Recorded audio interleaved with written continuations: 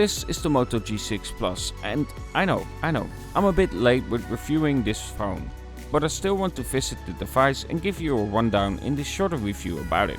So, the Moto G6 Plus, let's get to its core straight away.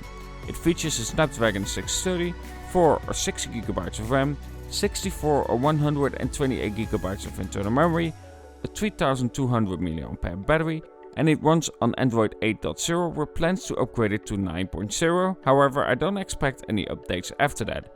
It also features a 5.9-inch Full HD Plus display with an 18:9 ratio. Apart from that, it also has a headphone jack and a USB-C port. But how is it to use the Moto G6 Plus? Well, overall it's a pretty boring device, which isn't a bad thing by any means, but it lacks something that really makes it stand out. Its LCD display is good, with good colors, but it doesn't wow anyone. Its battery life is good, with easily lasting me through the end of the day, depending on use of course. If you play games all day, it won't last you to the end of the day. But again, it's good, but not great. Its experience while using the device is lag-free, but again, it doesn't push any boundaries. But does it really matter when you get a mid-range phone like this? Not really. You buy these to do simple things on it, and it does that really well. Simply put, in your day-to-day use, this phone is good, and it does have some standout features as well. With a great fingerprint scanner placement in front with a weirdly placed logo above it, yeah, and the fingerprint scanner works really well. And that same fingerprint scanner can also work as a navigation system, but honestly I don't care for this feature. It doesn't feel natural, so I'm sticking with my normal on-screen buttons. And in terms of software experience, overall it is pretty clean with some features added by Motorola. However, at the moment of recording this video there is still no update to Android 9.0 or even 8.1. So if you care about the latest Android experience, this probably won't be it for you.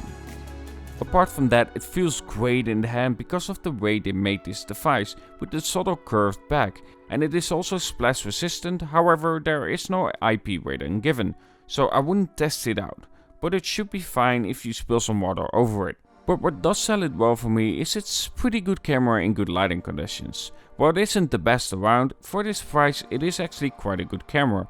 And it is a dual camera setup. So the main one is a 12 megapixel sensor with a 1.7 aperture, with the second one a 5 megapixel sensor with a 2.2 aperture. And overall it has a pretty good dynamic range, with it only struggling if you ask a lot from it, with for instance sunsets or a bright sun looking straight at you, where it can have some problems with blown out skies as well. Just as disclosure, these pictures were taken in the summer, but I have given this phone to someone else to review it for his channel so he has more content. So, just so you know, but you could probably tell from the pictures that are shown. Anyway, then we move to low light conditions, and this is where the phone struggles. Pictures that are taken become really soft and that removes grain because of it, but it doesn't really reflect back to me as a good picture.